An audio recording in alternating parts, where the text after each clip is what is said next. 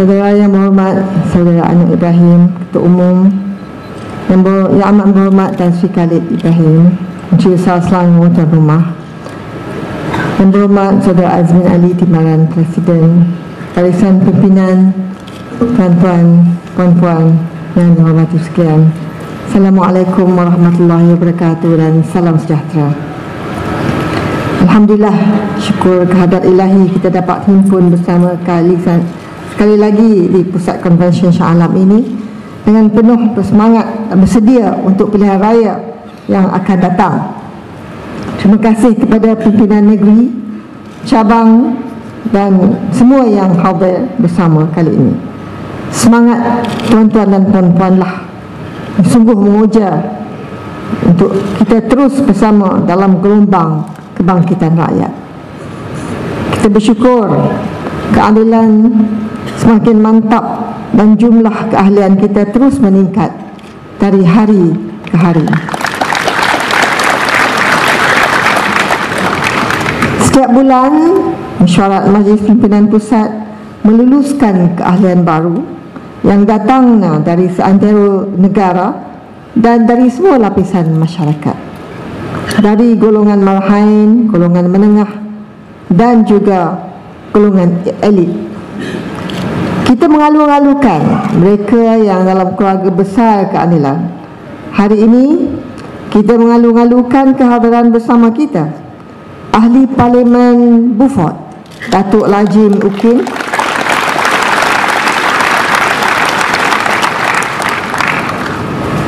Ahli Parlimen Tuaran Datuk Sri Wilfred Bumburing, Tan Sri Ibrahim Manudin, mantan Bendahari UMNO Sabah,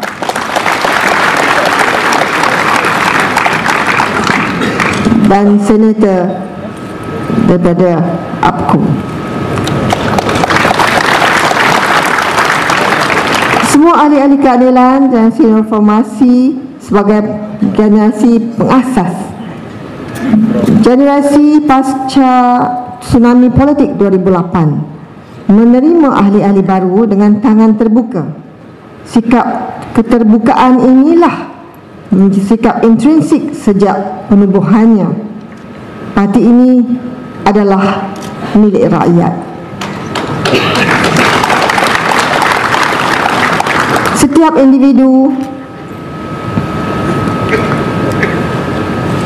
yang ikhlas mahu menyertai perjuangan rakyat, kita alu-alukan penyertaan mereka. Pimpinan dan perwakilan, kebijaksanaan yang sama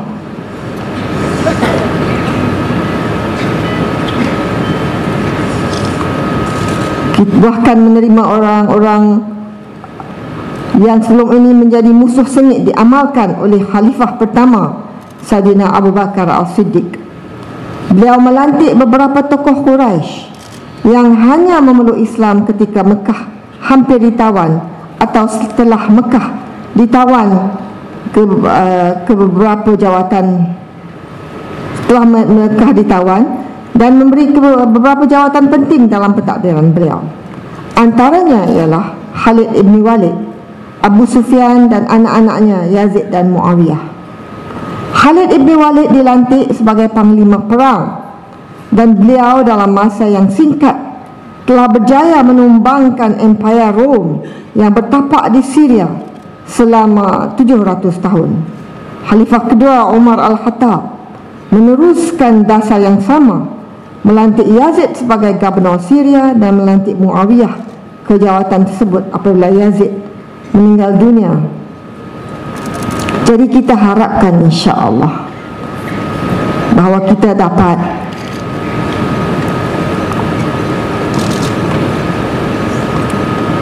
panglima Sabah yang akan menumbangkan Sabah kepada keadilan dan Pakatan Rakyat.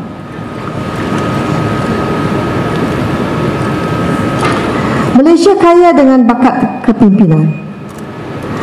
Mari kita sentiasa menghimbau bakat-bakat ini. Membawa bakat ini adalah aman politik sejak zaman purba. Satu kebijakan politik yang sentiasa membawa kejayaan. Ia diamalkan oleh Li Si, Chancellor dan Perdana Menteri, kepada Maharaja pertama China, Shi Huangdi. Pernah berlaku dalam pemerintahan Shi Huangdi, menteri-menteri dan pegawai-pegawai yang cemburu dengan penasihat-penasihat yang berasal dari luar negeri dan meminta Maharaja menyingkirkan mereka. Li Si menasihatkan Shi Huangdi, mengapa lautan menjadi dalam? Ia adalah kerana ia menerima air dari semua sungai. Tidak ada air dari sungai asing yang ditolak.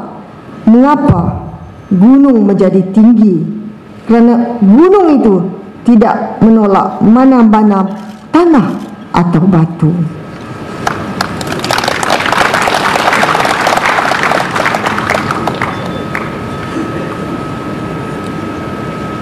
Jadi marilah kita mengambil iktibar dari sejarah dan kebijakan politik tokoh-tokoh besar di zaman silam.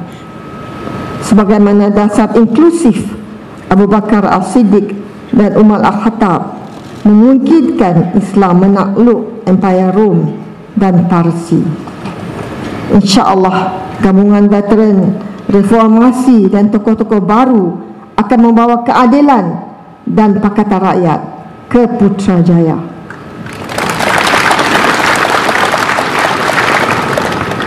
Bila kita memula reformasi tahun 98, satu jangkaan yang tidak pernah saya mimpikan, tetapi kita bersama. Masa itu kemungkinan ramai yang kita rasakan itu adalah 100 meter dash, tetapi ia menjadi satu maraton. Ramai yang masih dengan kita, ada yang tercicir. Hadirin sekalian, konvensyen ini dijangka yang terakhir menjelang pilihan raya umum ke-13. Namun, izinkan saya menghimbau sejenak sejarah reformasi dengan liku getir penubuhan Parti Keadilan Nasional sebelum pergabungan dengan PRM sehingga terbentuknya Parti Keadilan Rakyat. Lantaran tekanan dan penindasan yang berlanjutan, maka terdapat pimpinan parti dan aktivis reformasi yang menyerah kalah, mengkhianati sumpah, malah merelakan diri menjadi jurubicara perasuah negara. Pengalaman harus mengajar kita agar lebih matang dan waspada. Mari kita bermufakat dan mengulangi iltizam mengharungi perjuangan melalui PRU 13 dengan menggilap idealisme perjuangan untuk menegakkan keadilan dan menjamin dasar kepedulian rakyat. Sebab itulah kita bersama. Bila berlakunya ketidakadilan kepada salah seorang daripada kita, Anwar Ibrahim, rakyat juga yang ditindas dan menghadapi ketidakadilan, rakyat juga yang mana yang masuk dalam ISA, mereka-mereka yang dibuang kerja kerana menunjuk perasaan bahawa kita tidak puas hati dengan cara bagaimana kerajaan menindas rakyat. Ramai yang berkorban.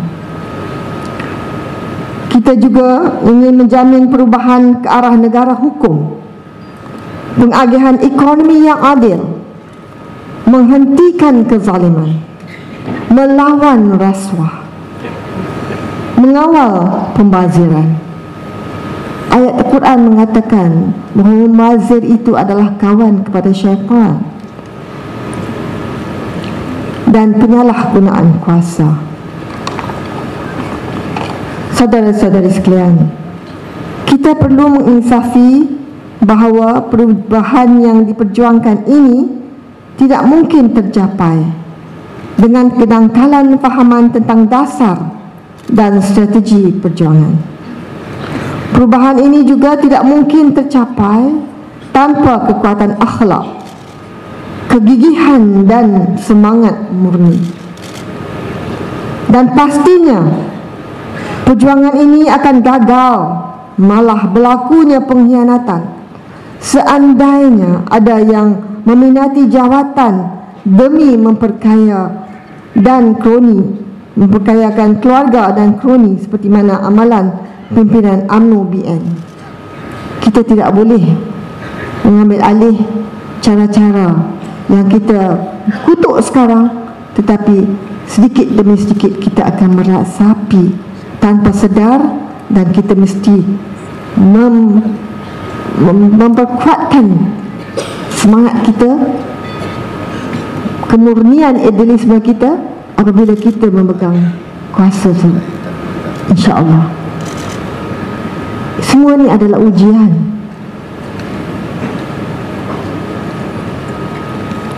Untuk mencapai maksud tersebut, kita perlu gariskan beberapa langkah tertentu. 1. Menghentikan amalan berpuak dan kabilah dalam parti. Pimpinan cabang mesti menggembeling semua kekuatan dalaman. Seandainya mereka gagal berbuat demikian, pimpinan parti akan turun ke bawah memastikan jentera bergerak dalam satu saf tersusun. 2. Cabang telah mengumumkakan senarai calon dengan ulasan MPN dan pandangan kumpulan lainnya. Pimpinan akan terus mengamalkan tradisi mesyuarah sebelum memilih calon layak, wibawa dan kukuh semangat perjuangan.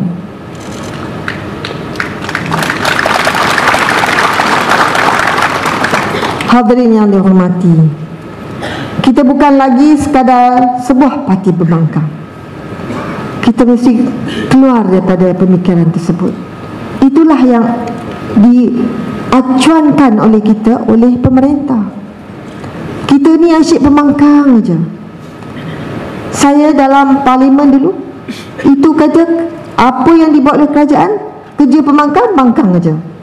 Jangan kita jatuh dalam kategori tersebut dan memikir itulah kerja kita. Kita bangkang kerana ada prinsipnya. Kita bangkang kerana ada isunya. Kita boleh menjadi semula-mula kita berpakat bersama dengan PAS dan DAP, barisan alternatif dalam sejarah perjuangan kita. Memang dikumpulkan sebelah PAS, sebelah DAP cukup, dan BN dan UMNO menjadi besar dan kuat, mana yang Tan Sri Khalid mengatakan gergasi yang memberi satu pandangan, satu impression bahawa tidak boleh dijatuhkan. Jangan kita jatuh, terima pandangan tersebut. Kita boleh, sebab kita memegang satu prinsip perjuangan yang murni. Kita bersama untuk mengubah. Dan klip video menunjukkan bagaimana harapan anak-anak kita untuk masa depan.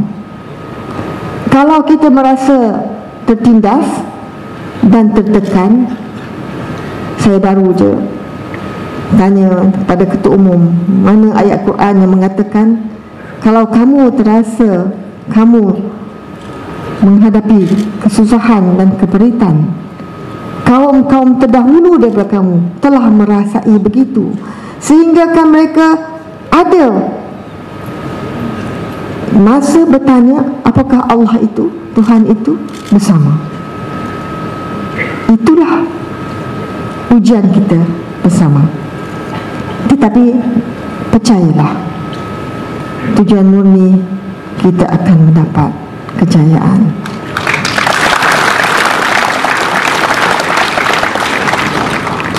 Kita bukan sekadar sebuah parti pembangkang. Kita telah mengikis minda pembangkang dari akal kita. Kita telah membuktikan Pakatan Rakyat mampu mentadbir dengan lebih baik di 4 negeri. InsyaAllah kita akan complete teruskan hingga kita mentakbir dengan lebih baik di Putrajaya. Bismillah. Tetapi sedari awal kita perlu insaf bahawa kita bukan ke Putrajaya sekadar untuk menggantikan UMNO atau BN. Kita ke Putrajaya untuk melakukan reformasi, perubahan dan pembaharuan. Kita yakin bahawa kita boleh melakukannya. Dalam melakukan reformasi dan perubahan, ada kalanya kita perlu melawan arus, menentang prasangka tebal dan pantang larang politik. Keadilan terbukti mampu melakukannya. Suatu ketika dulu, DEB dianggap sebagai political tabu, tak boleh disentuh, dasar ekonomi baru, dan menolaknya dianggap sebagai political suicide, bunuh diri politik. Tetapi hari ini UMNO sendiri tidak berani mempertahankan DEP tanpa berdolak-dalik. Kita mampu melakukan ini kerana kita memiliki keyakinan atau ungkapan yang sering digunakan oleh Ketua Umum. Kita memiliki the courage of conviction. Apabila kita yakin sesuatu perkara itu benar dan adil, maka kita akan mempertahankan dan kita akan perjuangkan meskipun ia tidak popular pada satu-satu ketika. Saudara-saudari sekalian, PRU 13 akan datang bila-bila masa. Kita tunggu Mac. Tak jadi Mac, tak jadi kata September ke. Sekarang insya-Allah November, tahun depan. InsyaAllah kita jauh lebih bersedia untuk menghadapi pilihan raya yang akan datang ini. Kita telah mula membuat persediaan sejak Mac tahun lalu. Timbalan Presiden Yang Berhormat Azmin sebagai pengarah pilihan raya telah membentuk Jawatan Kuasa Pilihan Raya Pusat, JPRP itu. JPRP itulah. JPRP ni tu Jabatan Pilihan Raya Pusat. Itulah JPRP. Untuk melaksanakan persediaan dari segi organisasi, latihan, peralatan dan data. JPRP juga telah menyediakan indeks persediaan untuk mengukur tahap persediaan cabang-cabang yang telah dipilih sebagai kawasan tumpuan. Dan apabila kita mesyuarat MPP semalam, Nabi Azmi mengatakan tiap tempat yang kita tanding ialah kawasan tumpuan kita.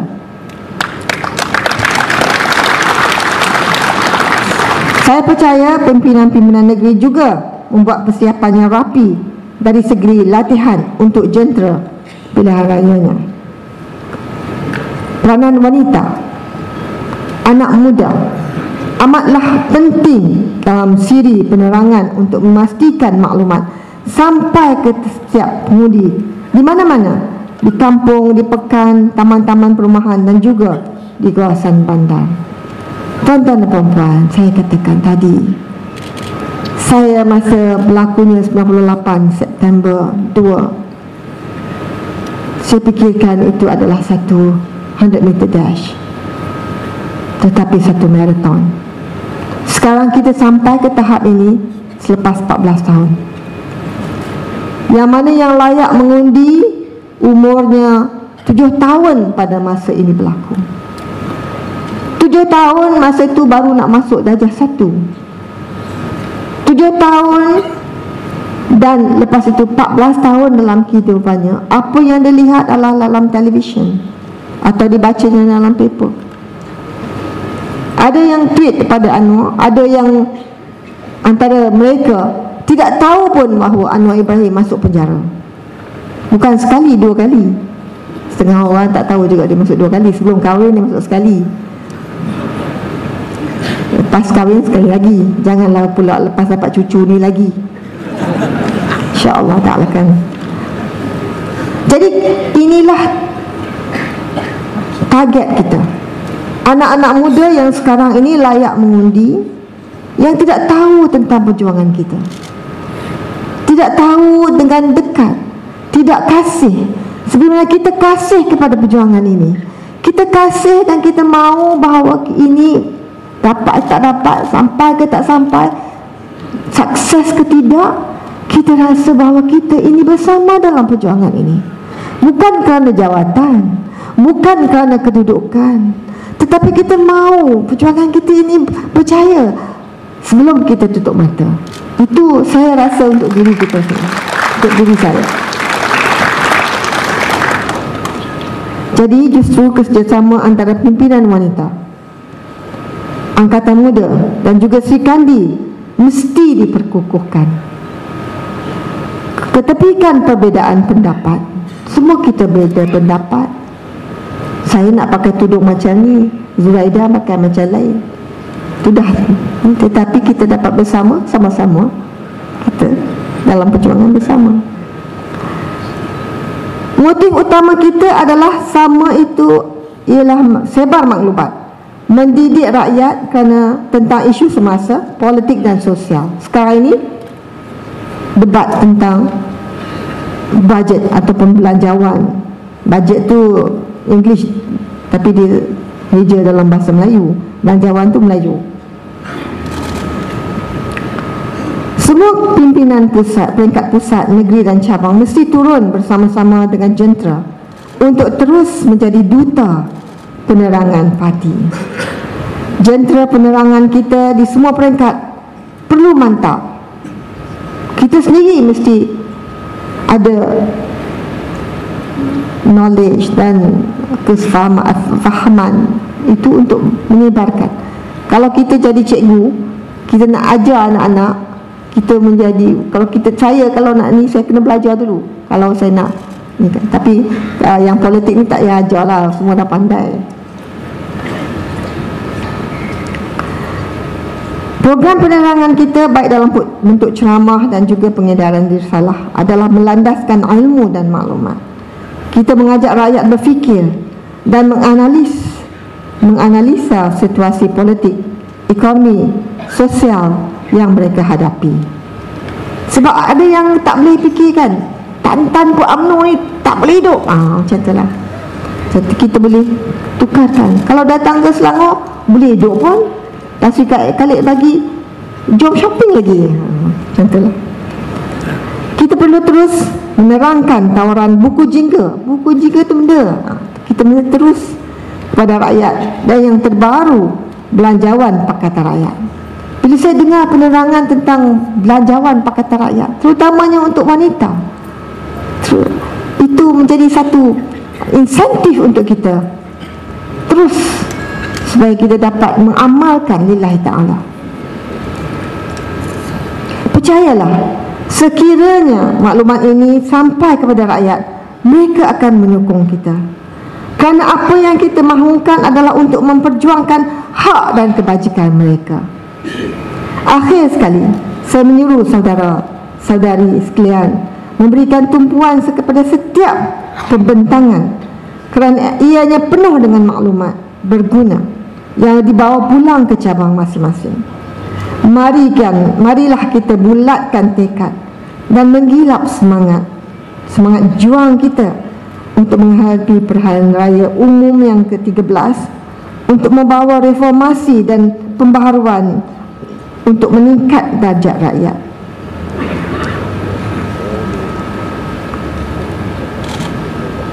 Inilah peluang kita. Kita dah lama melalui, dan ini adalah sikit lagi sahaja untuk kita sampai ke penghujungnya.